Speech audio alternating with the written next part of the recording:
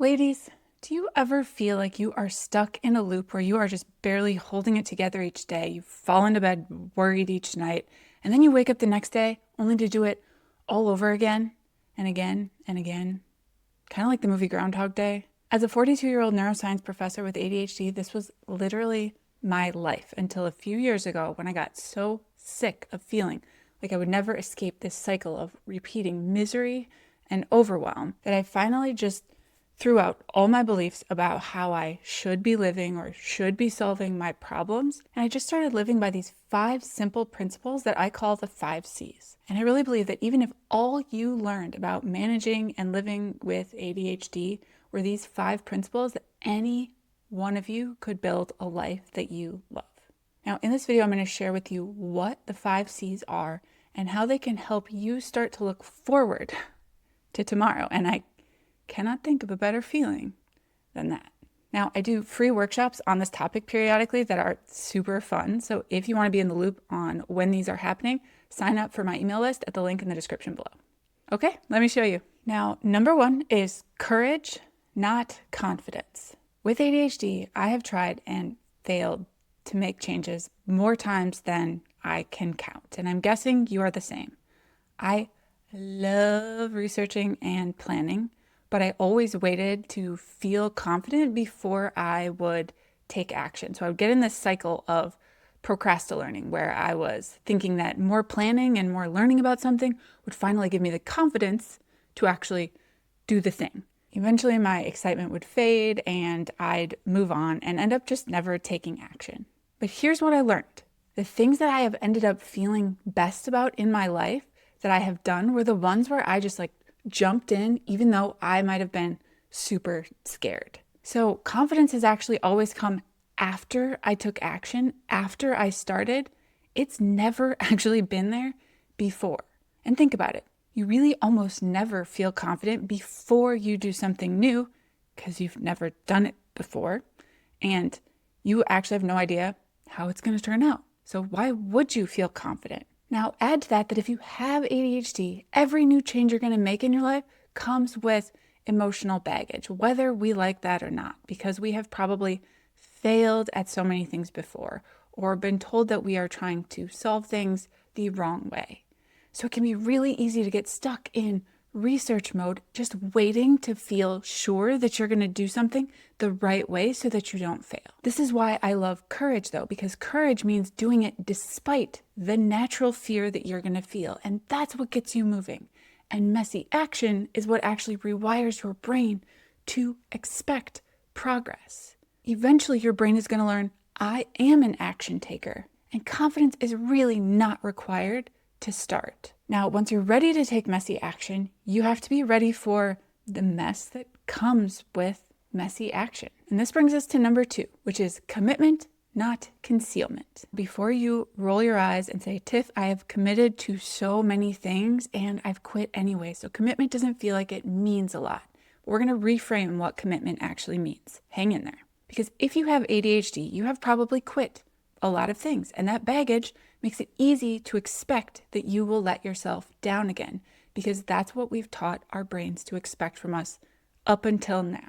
And I used to do this all the time until life started to feel so crappy that I had to commit to change, because otherwise I was by default just committed to continuing in the misery I was in, and that just felt completely unacceptable. So instead of committing to a specific goal, I started committing to myself, and I committed to finding a way to make things better, whatever it took. Whether my first or my second or my third try worked, I was committed to finding the solution. I was committed to making my life better. For me, that meant getting coaching, starting therapy, asking for support from my family, and learning to stop thinking in these black and white terms. And this is what I learned from doing that. Commitment doesn't mean you never struggle. It doesn't even mean you never fail at something that you're trying. It does mean that you stick with it, you keep experimenting, and you stay committed to your own well-being at the end of the day. So failing and struggling and not following through at first isn't actually breaking your commitment. It is a natural, expected part of the process. And once you know to expect it, it doesn't have to come with all that emotional baggage. There are so many right ways to succeed. So if you don't run away from your struggles, but you commit to staying in the game for yourself, that is what commitment means. And we all have that capability, and our brains all have the capability to learn that we are the type of person that will stay in the game. Now, once you are committed to staying in the game, you have to know what game you're actually playing, right? And so that brings us to number 3, which is clarity, not confusion. So a lack of clarity is one of the biggest things that holds us back as women with ADHD, and most of us don't even realize it's a problem. Imagine trying to plan a road trip. You need to know where you're starting, and you need to know exactly where you're headed, or you can't route your way there. Now, for years, the best I managed was not here. Like, I knew I wanted to change things, but I didn't think about where I actually wanted to go from where I was. Moving away from misery is not the same as moving toward the place you actually want to be. So you have to get clear on what you want your life to actually be and what will actually help you get there. So don't just run from discomfort, but define your destination and define your why. So for example, instead of wanting to feel less busy, what do you want to feel like? If you want to feel peaceful, what are some things that you do in your life or could add that actually bring you peace? And that level of clarity will help you decide what to actually do so that you're not overwhelmed by all the possible solutions. This is one of my favorite topics that we cover in the free workshop. So if you want more support, again, click the link in the description to join my email list. We've got a few of these coming up really soon. Now, these last 2 are about how you actually are going to take action to get to this new clear destination that you have defined. And they are the 2 things that have been the biggest reframes in my life and have been the ones that moved the needle the most for me in terms of getting out of burnout and just staying out of that constant state of ADHD overwhelm. Okay? So number 4 is continuation, not consistency. We have all heard so many productivity experts say this. Consistency is required to make a change. 21 days to make a habit, blah, blah, blah, blah, blah, blah, blah, blah, blah. The problem here is that before you can ever be consistent, you have to actually do the thing. I feel like all of the experts just skip that part. The doing of the thing is way more important than the how you do the thing, okay? I used to quit the minute I skipped a day of whatever new elaborate routine I had planned for myself. So this was usually by the 2nd or 3rd day, all right? If I can't do it all the way, I suck and I'm just not gonna do it at all. Or I would just quit before I even started because I knew that I couldn't keep it up. The thing is, I've realized that almost nothing in life actually requires perfect consistency, like literally almost nothing. If you are moving towards something and you keep moving toward that something, you will eventually get to that something.